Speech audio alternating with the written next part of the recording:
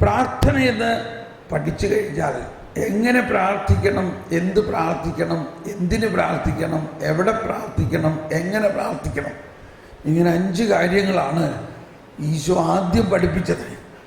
നമ്മൾക്കറിയാം ഈശോ പഠിപ്പിച്ച പ്രാർത്ഥന എന്താണ്? സ്വർഗസ്ഥനായ പിതാവേ എന്നുള്ള പ്രാർത്ഥനയാണ് നമുക്കറിയാം. എന്നാൽ ഈ സ്വർഗസ്ഥനായ പിതാവേ എന്നുള്ള പ്രാർത്ഥന ഈശോ പഠിപ്പിക്കുന്നതിന് മുൻപ് ഈശോ പഠിപ്പിച്ചത് 5 കാര്യങ്ങളാണ്. എവിടെ പ്രാർത്ഥിക്കണം, എങ്ങനെ പ്രാർത്ഥിക്കണം, എന്ത് പ്രാർത്ഥിക്കണം, എപ്പോൾ പ്രാർത്ഥിക്കണം, ആരോട് പ്രാർത്ഥിക്കണം എന്നുള്ളതാണ്. അതാണ് ഈശോ പറഞ്ഞത്, നീ പ്രാർത്ഥിക്കുമ്പോൾ നിന്റെ മുറിയിൽ കടന്ന് കതകടച്ച് രഹസ്യത്തിൽ നിന്റെ പിതാവിനോട് പ്രാർത്ഥിക്കുക. അപ്പോൾ ഇത് ഞാനെല്ലാം നിങ്ങളുടെ പ്രായത്തിലായിരുന്നപ്പോൾ എനിക്കൊരു വിഡ്ഢിത്തമായിരുന്നു. ഞാൻ വീടിൻ്റെ മൂലയിലുള്ള ഒരു മുറിയിൽ പോയിരുന്ന് പ്രാർത്ഥിക്കും എന്ന് പറഞ്ഞാൽ അതാണെന്ന് ഉദ്ദേശിച്ചു. പിന്നീടാണ് മനസ്സിലായത്, നിന്റെ മുറിയിൽ കിടന്ന് പ്രാർത്ഥിക്കുക എന്ന് പറഞ്ഞാൽ വീട്ടിലേതെങ്കിലും ഒരു മുറിയിൽ കയറിയിരുന്ന് പ്രാർത്ഥിക്കുന്നതല്ല, മറിച്ച് നമ്മുടെ ഹൃദയത്തിൽ ഈശോ ഉണ്ട് എന്ന ബോധ്യത്തിൽ നമ്മുടെ ഹൃദയത്തിൻ്റെ ഉള്ളറയിൽ പ്രാർത്ഥിക്കുന്നതിലാണ്. നമ്മുടെ ഹൃദയത്തിൽ ഈശോ ഉണ്ട്. ആ ഹൃദയത്തിൻ്റെ മുറിയിൽ ഈശോയോടൊപ്പം ആയിരുന്നുകൊണ്ട് പ്രാർത്ഥിക്കുന്നതാണ്. അത് വിശദമായിട്ട് നമ്മൾ ഇവിടെ പോയി ക്രിസ്റ്റഫർ അവിടെ വെള്ളം കുറച്ച് വരാൻ പറഞ്ഞു. വെള്ളം അവിടെ ഇല്ലെങ്കിൽ എടുത്തു കൊടുക്കും.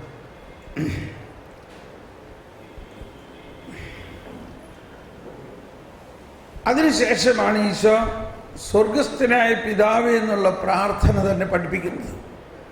ശ്രദ്ധിക്കണം, ഈ സ്വർഗസ്ഥനായ പിതാവേ എന്നുള്ള പ്രാർത്ഥന നമ്മൾ പലപ്പോഴും ഇങ്ങനെ വേഗം പ്രാർത്ഥിക്കുന്ന ഒരു മന്ത്രം പോലെ, സ്വർഗസ്ഥനായ ഞങ്ങളുടെ പിതാവേ, ഞങ്ങളുടെ നാമം പൂജിതമാകണമേ, ഞങ്ങളുടെ രാജ്യം കൊണ്ട് ഞങ്ങളുടെ തിരുവനന്തപുരത്തെ പോലെ ഭൂമിയിലാണമേ, അന്ന് നമ്മുടെ ആഹാരം ഞങ്ങൾക്ക് തരണമേ, ഞങ്ങൾ അങ്ങനെ പ്രാർത്ഥിക്കുന്ന ഒരു മന്ത്രമായിട്ടല്ല ഈ പ്രാർത്ഥന തന്നിരിക്കുന്നത്. ഈ പ്രാർത്ഥനയുടെ കുറിച്ച് അല്പം നമ്മളിപ്പോൾ പഠിക്കാൻ പോവുകയാണ്. പ്രധാനമായിട്ട് നമ്മൾ മനസ്സിലാക്കേണ്ടത്, ഈശോയാണ് നമ്മളോടൊപ്പം പ്രാർത്ഥിക്കുന്നത്. ഈശോ തന്നെ സുവിശേഷത്തിൽ പ്രാർത്ഥിക്കുന്നത് നമ്മൾ കാണുന്നുണ്ട്. ആ പ്രാർത്ഥിക്കുന്ന ഈശോ നമ്മുടെ ഉള്ളിലുണ്ട്. ഈശോ നമ്മോടൊപ്പമുണ്ട്. നമ്മോടൊപ്പമുള്ള ഈശോ എപ്പോഴും പ്രാർത്ഥിച്ചുകൊണ്ടിരിക്കുന്നു എന്നുള്ളതാണ്. അപ്പോൾ ആ പ്രാർത്ഥിക്കുന്ന ഈശോടൊപ്പമാണ് നമ്മൾ പ്രാർത്ഥിക്കുന്നത്. അതുകൊണ്ടാണ് ഈശോ പ്രാർത്ഥിച്ചത് ഇങ്ങനെയാണ്, സ്വർഗസ്ഥനായ എൻ്റെ പിതാവേ എന്നല്ല പറഞ്ഞ, നിന്റെ പിതാവേ എന്നല്ല പറഞ്ഞ, നമ്മളുടെ പിതാവ്. അപ്പോൾ ഈശോയുടെ പിതാവും നമ്മുടെ പിതാവും ഒന്ന് തന്നെയാണ്. അപ്പോൾ നമ്മൾ ഈശോ ആയിട്ടുള്ള ബന്ധം എങ്ങനെയാണ്? നമ്മൾ ഈശോയുടെ സഹോദരിമാരും സഹോദരന്മാരും അല്ലേ? ആണ്. ഈശോ നമ്മളെ ആദ്യം പഠിപ്പിക്കുന്നത് ദൈവം നമ്മുടെ പിതാവാണ്. ഒരു സാധാരണ പിതാവല്ല, വളരെയധികം വാത്സല്യം നിറഞ്ഞൊരു പിതാവാണ്. വളരെയധികം വാത്സല്യമുള്ള ആ പിതാവാണ് ദൈവം എന്ന് നമ്മൾ ആദ്യം മനസ്സിൽ കാണണം.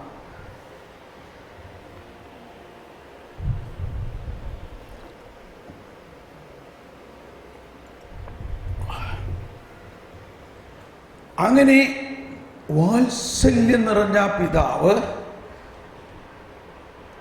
എന്ത് ചോദിച്ചാലും നമുക്ക് തരും. ഇനി ചോദിക്കുന്നതിന് മുമ്പ് തന്നെ പിതാവ് നമുക്ക് വേണ്ടി വളരെ വളരെ നല്ല കാര്യങ്ങൾ ഒരുക്കി വച്ചിട്ടുണ്ടെന്നുള്ളതാണ് മനസ്സിലാക്കേണ്ടത്. അപ്പം ഈ പ്രാർത്ഥനയിൽ 7 കാര്യങ്ങളാണുള്ളത്. സ്വർഗസ്ഥനായ പിതാവേ എന്നുള്ള പ്രാർത്ഥനയിൽ 7 യാചനകളാണുള്ളത്. അതിൻ്റെ ആമുഖമാണ് സ്വർഗസ്ഥനായ ഞങ്ങളുടെ പിതാവേ. അപ്പോൾ സ്വർഗസ്ഥനായ ഞങ്ങളുടെ പിതാവേ എന്ന് നമ്മൾ അഭിസംബോധന ചെയ്യുമ്പോൾ നമ്മളെ തന്നെ നമ്മൾ ആ പിതാവിൻ്റെ ഓമന മക്കളായിട്ട് ആ പിതാവിൻ്റെ മടിയിലിരിക്കുന്ന ഒരു പ്രതീതിയാണ് നമുക്കുണ്ടാകേണ്ടത്. പിതാവിൻ്റെ ഓമന മക്കളാണ് നമ്മൾ. ആ ബോധ്യത്തിലാണ് സ്വർഗസ്ഥനായ ഞങ്ങളുടെ പിതാവേ. ഓ, ആ പിതാവ് എന്തോ ഒരു സ്നേഹമാണ്, ആ പിതാവ് എന്തോ ഒരു ജ്ഞാനമാണ്, ആ പിതാവ് എന്തോ ഒരു മഹത്വമാണ്. ഇതെല്ലാം നമ്മൾ അല്പസമയം കൊണ്ട് പെട്ടെന്ന് മനസ്സിൽ കാണാൻ സാധിക്കണം. ഈ പിതാവ് സൃഷ്ടാവാണ്. ഈ പ്രപഞ്ചം മുഴുവനും സൃഷ്ടിച്ചത് ആ പിതാവാണ്. ആ പിതാവ് നമ്മുടെ പിതാവാണ്. ആ പിതാവിൻ്റെ മക്കളാണ് നമ്മൾ.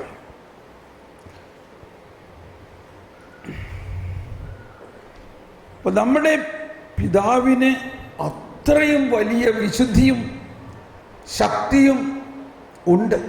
അതുകൊണ്ടാണ് അടുത്ത 3 സ്റ്റെപ്പുകൾ അങ്ങയുടെ വിശുദ്ധി, അങ്ങയുടെ രാജ്യം, അങ്ങയുടെ ഹിതം. ഇതാണ് ആദ്യത്തെ 3 സ്റ്റെപ്പുകൾ.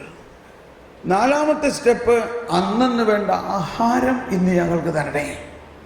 അത് വാസ്തവത്തിൽ നമ്മൾ ഭക്ഷിക്കുന്ന ഈ ഭൗതികമായ ഒരാഹാരത്തെക്കുറിച്ചല്ല അവിടെ പറയുന്നത്. കാരണം ഈ മത്തായിയുടെ സുവിശേഷത്തിൽ 6-ാം അധ്യായത്തിൽ സ്വർഗസ്ഥനായ പിതാവേ എന്നുള്ള പ്രാർത്ഥന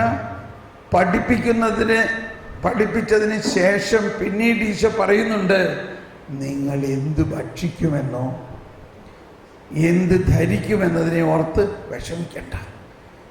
എൻ്റെ പിതാവിന്, നിങ്ങളുടെ പിതാവിന് നിങ്ങൾക്കിതെല്ലാം ആവശ്യമാണെന്ന് അറിയാം. അതുകൊണ്ട് ആദ്യം നിങ്ങൾ സ്വർഗരാജ്യവും അവിടുത്തെ നീതിയും ആഗ്രഹിക്കുവിൻ. അപ്പോൾ നമ്മുടെ ശരീരത്തിന് ഭക്ഷണം ആവശ്യമുള്ള പോലെ നമ്മുടെ ആത്മാവിനും ഭക്ഷണം വേണം. ആ ആത്മാവിൻ്റെ ഭക്ഷണമാണ് വചനം, ജ്ഞാനം, ദൈവവരപ്രസാദം. ഒരുപാട് കാര്യങ്ങളുണ്ട്, അത് പിന്നീട് നമുക്ക് പഠിക്കാം. ഇത്രയും മനസ്സിലാക്കുക, ശരീരത്തിന് 3 നേരം ഭക്ഷണം ആവശ്യമുള്ളതുപോലെ ആത്മാവിനും 3 നേരം ഭക്ഷണം വേണം. ഇപ്പോൾ കന്യാസ്ത്രീമാരെല്ലാം വെളുപ്പിനും, അതായത് രാവിലെയും ഉച്ചയ്ക്കും വൈകുന്നേരവും കണിശമായിട്ട് അവർ പ്രാർത്ഥിക്കണമെന്നത് അവരുടെ നിയമമാണ്. ഇത് അവർക്ക് മാത്രമല്ല, നമ്മളെല്ലാവർക്കും അങ്ങനെ പ്രാർത്ഥിക്കാം, അല്ലേ?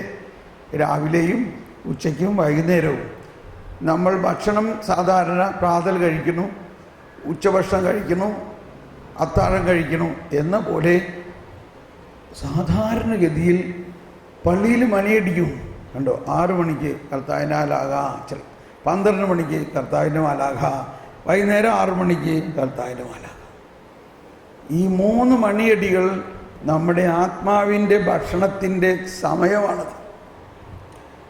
നമ്മുടെ നാട്ടിലൊക്കെ അമ്മാമ്മമാർ പറയും, ദേ പള്ളിയിൽ മണിയടിക്കേണ്ട മക്കളെ, കർത്താവിൻ്റെ മാലാഖ ചെല്ലടാ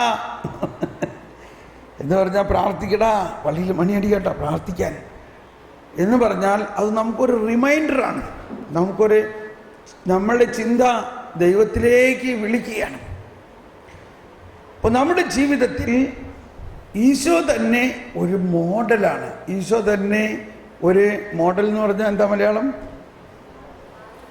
മാതൃക. Thank you. ഒരു മാതൃകയാണ് നമുക്ക്. വേറെ ആരെയും മാതൃകയാക്കി കാണണ്ട, ഈശോയെ തന്നെ മാതൃക. ഈശോ പ്രാർത്ഥിക്കുന്ന പോലെ നമ്മൾ പ്രാർത്ഥിക്കണം. അപ്പോൾ സ്വർഗസ്ഥനായ പിതാവേ എന്നുള്ള പ്രാർത്ഥനയിലെ 7 യാചന പ്രാർത്ഥനകളിൽ ആദ്യത്തെ 3 ദൈവോന്മുഖമാണ്. അങ്ങയുടെ അങ്ങയുടെ അങ്ങയുടെ, കണ്ടോ, അങ്ങയുടെ നാമം പൂജിതമാകണമേ, അങ്ങയുടെ രാജ്യം വരണമേ, അങ്ങയുടെ തിരുമനസ്, അങ്ങയുടെ അങ്ങയുടെ അങ്ങയുടെ. അവസാനത്തെ 3 പ്രാർത്ഥനകൾ മനുഷ്യോന്മുഖമാണ്. നമ്മുടെ നമ്മുടെ നമ്മുടെ ഞങ്ങളുടെ പാപങ്ങൾ ക്ഷമിക്കണേ, ഞങ്ങളെ പ്രലോഭനത്തിൽ ഉൾപ്പെടുത്തരുതേ, ഞങ്ങളെ തിന്മയിൽ നിന്ന് രക്ഷിക്കണേ. അതിൻ്റെ കോർ, അതിൻ്റെ കാതലായിട്ടുള്ള ഭാഗമാണ് 4ാമത്തെ പ്രാർത്ഥന. അതെന്താണ്? അന്നന്ന് വേണ്ട ആഹാരം ഇന്ന് ഞങ്ങൾക്ക് നൽകണേ എന്ന് പറഞ്ഞാൽ നമ്മളെ സ്വർഗരാജ്യത്തിലേക്ക് കൊണ്ടു ചെല്ലുന്ന ദൈവത്തിൻ്റെ പ്രസാദവരം നമ്മൾക്ക് എപ്പോഴും ദൈവം തരാൻ താല്പര്യപ്പെടുന്നു. നമ്മൾ ഈ ഭൂമിയിലായിരിക്കുമ്പോൾ തന്നെ ഈ ദൈവത്തിൻ്റെ പ്രസാദപരമുണ്ടെങ്കിൽ, ദൈവത്തിൻ്റെ ആത്മീയമായ ഭക്ഷണം നമ്മൾ സ്വീകരിക്കുമ്പോൾ, ദൈവത്തിൻ്റെ വചനവും ദൈവത്തിൻ്റെ പരിശുദ്ധാത്മാവും നമ്മൾക്ക് ലഭിക്കുമ്പോൾ, നമ്മുടെ ജീവിതം ഇവിടെ വെച്ച് തന്നെ ഒരു സ്വർഗീയമായ അനുഭൂതിയിൽ ജീവിക്കാൻ പറ്റും. വളരെ സമാധാനത്തിലും സന്തോഷത്തിലും ദൈവികമായ കഴിവുകളോടും ഇവിടെ വെച്ച് ജീവിക്കാൻ പറ്റും.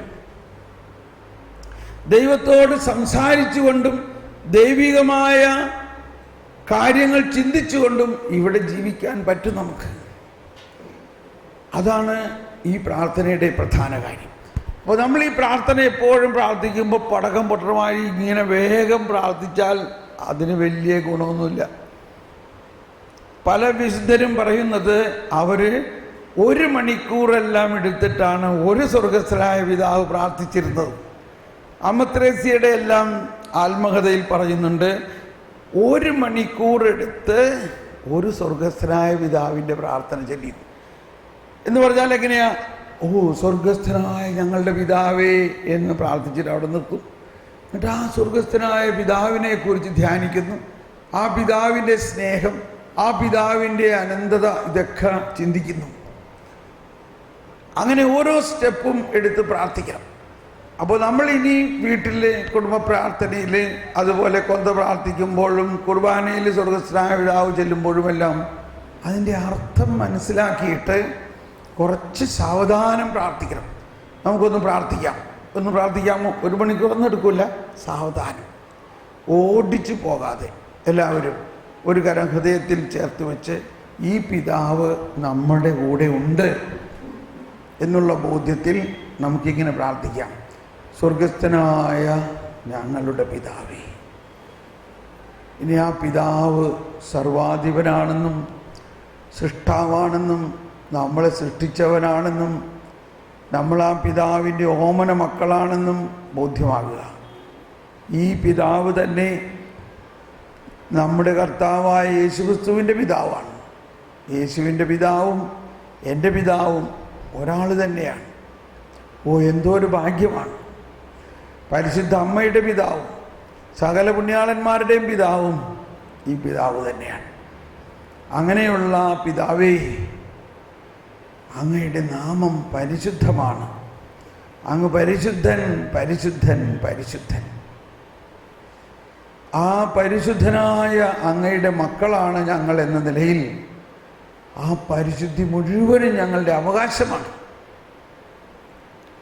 അങ്ങയുടെ നാമം പരിശുദ്ധമാണ്.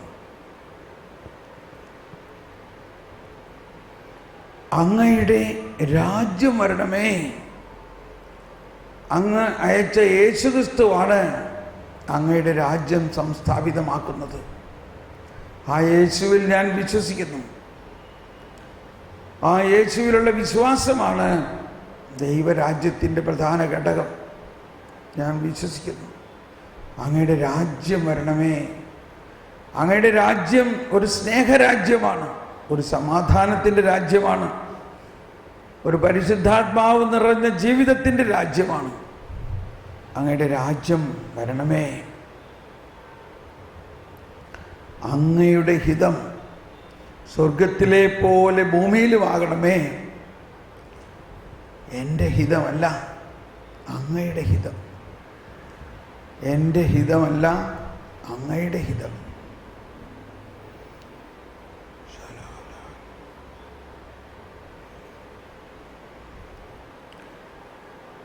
നമ്മൾ ഓരോരുത്തർക്കും പല പല ആഗ്രഹങ്ങളുണ്ടാകാം. എന്നാൽ മനുഷ്യൻ്റെ ആഗ്രഹങ്ങളല്ല, അതിനേക്കാൾ വലിയ നന്മ നിറഞ്ഞതാണ് ദൈവത്തിൻ്റെ നമ്മളെക്കുറിച്ചുള്ള ആഗ്രഹങ്ങൾ. ദൈവം മുൻകൂട്ടി നമ്മളെക്കുറിച്ചൊരു പദ്ധതി ചെയ്ത് വെച്ചിട്ടുണ്ട്. അത് നടപ്പാക്കാൻ വേണ്ടി പ്രാർത്ഥിച്ചാൽ മതി. നമ്മുടെ ആഗ്രഹമെല്ലാം വിട്ടുകൊടുത്തുകൊണ്ട്, ദൈവമേ, എൻ്റെ ആഗ്രഹമല്ല അങ്ങയുടെ ആഗ്രഹം, എൻ്റെ ഹിതമല്ല അങ്ങയുടെ ഹിതം നടപ്പാകണേ. എൻ്റെ ഹിതമല്ല അങ്ങയുടെ ഹിതം. അങ്ങനെ നമ്മൾ ദൈവഹിതത്തിന് പൂർണ്ണമായിട്ട് വേണ്ടി പ്രാർത്ഥിക്കുക. അങ്ങയുടെ ഹിതം എൻ്റെ ജീവിതത്തിൽ നടപ്പാക്കണേ.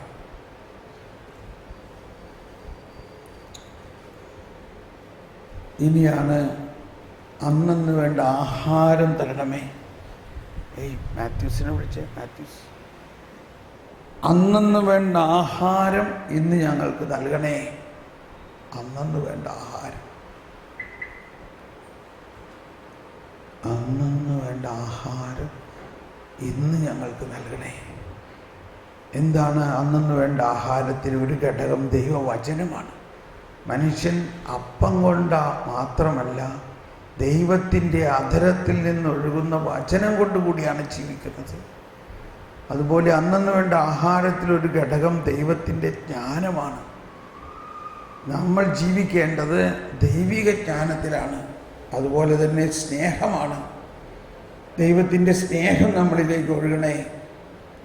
സ്നേഹം, ശാന്തി, ആനന്ദം, ക്ഷമ, ദയ, നന്മ, വിശ്വസ്തത, സൗമ്യത, ആത്മസംയമനം, ഈ ഫലങ്ങളെല്ലാം ഒഴുകണേ. അന്നന്ന് വേണ്ട ആഹാരം.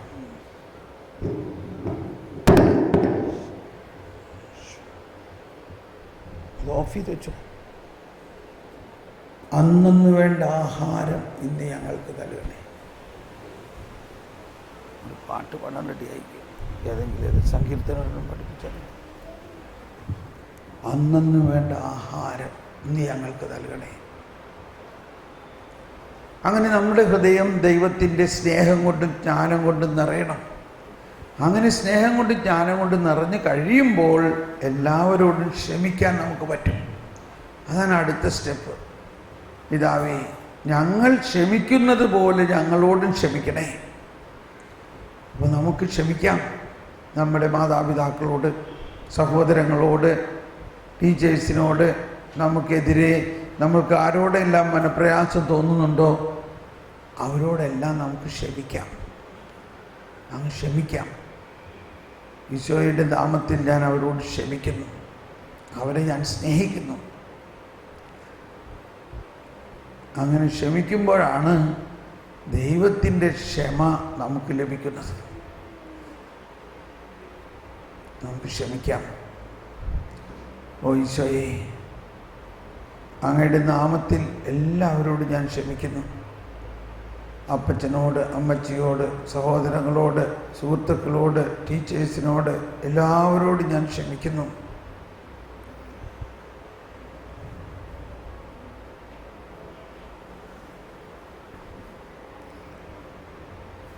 ഇനി പിതാവായ ദൈവമേ, എന്നോട് ക്ഷമിക്കണേ. ഞാൻ ചില തെറ്റുകൾ ചെയ്തു പോയിട്ടുണ്ട്. എൻ്റെ അറിവില്ലായ്മ കൊണ്ട് അങ്ങനെ ചെയ്തു പോയതാണ്. അതുകൊണ്ട് എന്നോട് ക്ഷമിക്കണേ. അറിഞ്ഞുകൊണ്ടും അറിവില്ലാതെയും ചെയ്യുന്നതെല്ലാം ദൈവം ക്ഷമിക്കും. പ്രലോഭനത്തിൽ എന്നെ ഉൾപ്പെടുത്തരുതേ. അങ്ങേക്കറിയാലോ എൻ്റെ ബലഹീനത. എനിക്കുണ്ടാകുന്ന പ്രലോഭനങ്ങളെല്ലാം അങ്ങേക്കറിയാം. അതിൽ വീഴാതെ എന്നെ ശക്തിപ്പെടുത്തണേ. എൻ്റെ പ്രലോഭനത്തിൽ ഉൾപ്പെടുത്തരുതേ. തിന്മയിൽ നിന്ന് എന്നെ രക്ഷിക്കണേ. ഞാൻ ഒരു തിന്മയും ചെയ്തു പോകാതെ വിശുദ്ധിയിൽ ജീവിക്കാൻ എന്നെ അനുഗ്രഹിക്കണേ.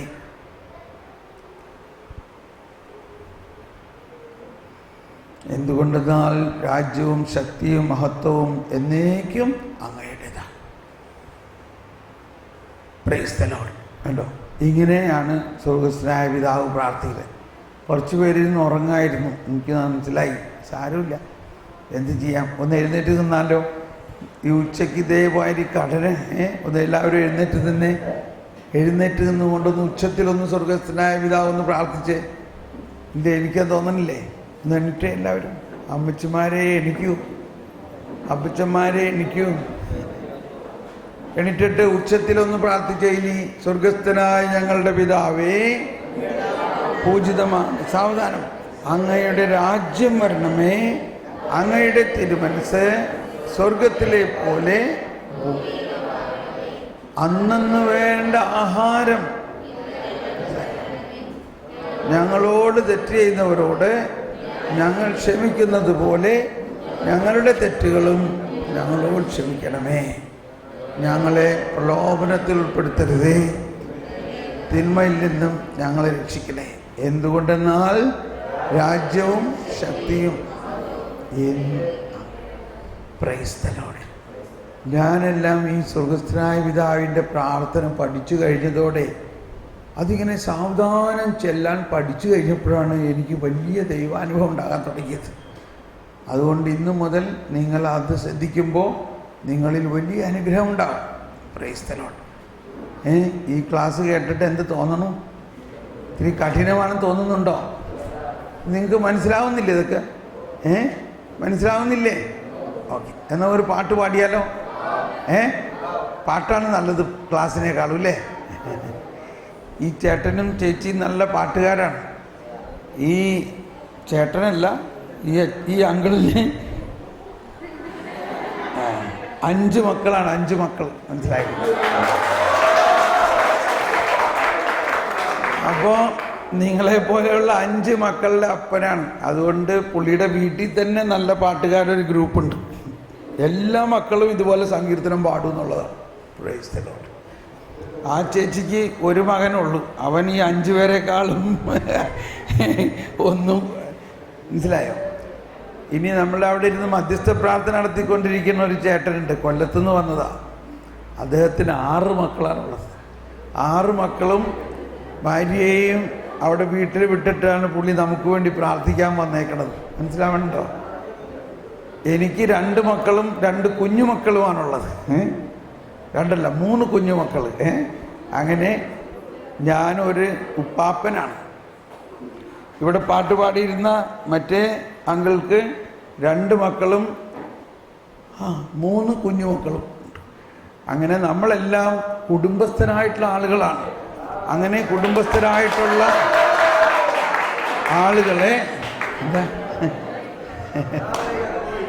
അപ്പം ഇതുപോലെ നിങ്ങൾക്കും വേണമെങ്കിൽ ദൈവ ശുശ്രൂഷ എല്ലാം ചെയ്യാൻ പറ്റും. കുടുംബജീവിതം നയിച്ചുകൊണ്ടിരിക്കേ എന്താ പറഞ്ഞേ? കുടുംബജീവിതം നയിച്ചുകൊണ്ടിരിക്കെ നിങ്ങൾക്കും ദൈവ ശുശ്രൂഷകൾ ചെയ്യാൻ പറ്റും. Praise the Lord. അപ്പോൾ നമ്മളിപ്പോൾ പാടാൻ പോകുന്നത് ഏത് സങ്കീർത്തനമാണ്? 65 പാടിയാലോ?